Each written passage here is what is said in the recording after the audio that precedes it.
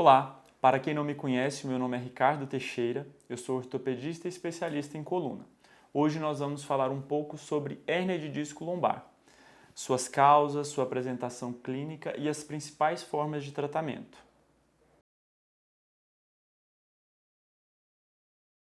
O termo hérnia consiste na migração de um tecido ou de um órgão do nosso organismo para outra localidade. Então temos, por exemplo, a hérnia umbilical, a hérnia inguinal, a hérnia esofágica.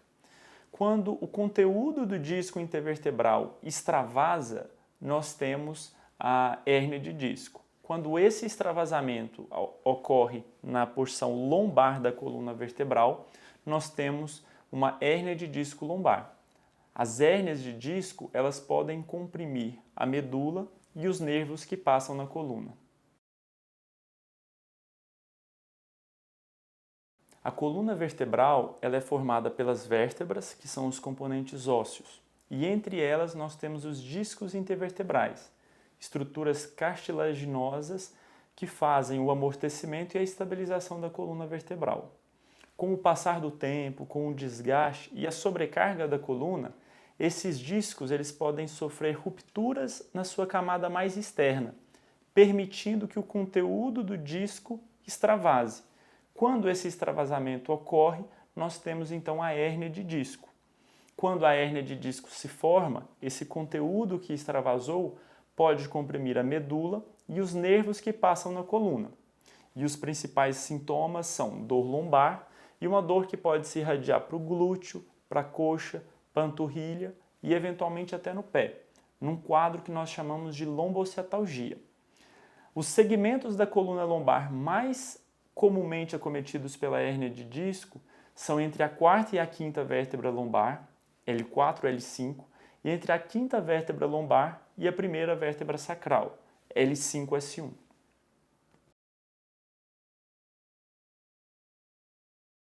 Na maioria dos casos, a hérnia de disco ela tem uma causa multifatorial. Isso quer dizer, quando a gente examina e conversa com o paciente, nós conseguimos identificar mais de um fator causal. Os principais fatores implicados com o surgimento da hérnia de disco são um componente genético, herança familiar, uma sobrecarga da coluna vertebral, pegar muito peso, trabalhos com posturas inadequadas, os vícios posturais, o sobrepeso, o tabagismo, sedentarismo. Os pacientes que ficam muito tempo sentados também têm uma chance maior de desenvolver hérnia de disco. Em algumas condições, traumas e acidentes também predispõem ao surgimento de hérnias de disco. Os pacientes com hérnia de disco, eles apresentam uma sintomatologia bastante variada, porque o tamanho da hérnia e a localização dessa hérnia influenciam nesses sintomas. Então é possível encontrar alguns pacientes sem sintomas ou com sintomas leves e outros com uma sintomatologia bastante limitante. Os principais sintomas que nos fazem pensar em hérnia de disco são dor lombar, uma dor que irradia para o glúteo, coxa, panturrilha e pé, que nós chamamos de dor ciática, e também os sintomas de um comprometimento, de uma lesão neurológica, de uma lesão do nervo, que podem ser alteração de sensibilidade, alteração de motricidade, perda de força nos membros inferiores, choques e formigamentos em direção ao membro inferior. Em casos mais graves, pode inclusive haver um comprometimento do controle urinário e intestinal, num quadro que nós chamamos de síndrome da caldequina. O diagnóstico da hérnia de disco ele é realizado após uma suspeita clínica e a solicitação de exames comprobatórios. O principal exame na avaliação da hérnia de disco é a ressonância magnética da coluna lombar. Em pacientes que apresentam uma contraindicação à realização da ressonância magnética, a gente solicita a tomografia. Quando a gente quer entender melhor o funcionamento desse nervo, saber se já há uma lesão neurológica, nós solicitamos então a eletroneuromiografia. O tratamento da hérnia de disco é determinado pela intensidade e pelo tempo de sintomas dos pacientes. Felizmente, os principais estudos, eles demonstram que o tratamento clínico para a hérnia de disco ele apresenta êxito, ou seja, o paciente melhora com o tratamento conservador. As principais estratégias do tratamento clínico são uma fisioterapia para fortalecer e alinhar melhor a coluna lombar, terapias posturais como o RPG, que é a reeducação postural global. Alguns pacientes se beneficiam do uso de medicamentos, como analgésicos, anti-inflamatórios, relaxantes musculares e medicações específicas para dor crônica e dor neuropática.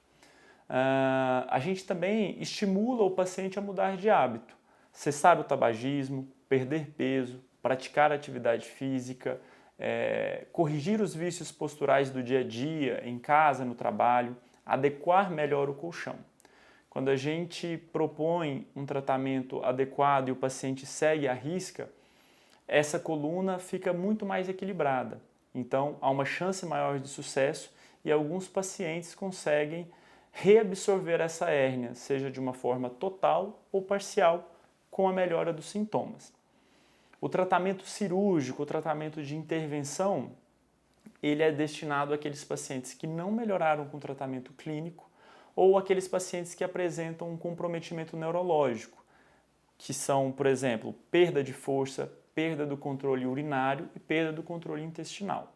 A melhor técnica cirúrgica para hérnia de disco lombar, ela depende da avaliação do tamanho e da localização da hérnia de disco, se há deformidade na coluna vertebral ou se também tem a presença de artrose.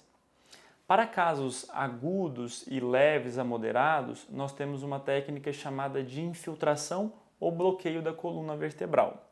Nessa técnica, nós infundimos medicamentos em pontos estratégicos de forma percutânea, com auxílio de agulhas. Uma outra técnica para casos mais sintomáticos e graves é a microdissectomia, que é a retirada da hérnia de disco com auxílio do microscópio. Essa é uma técnica consagrada com excelentes resultados. Na microdissectomia não são necessários uso de parafusos ou de pinos. A cirurgia ela é puramente descompressiva.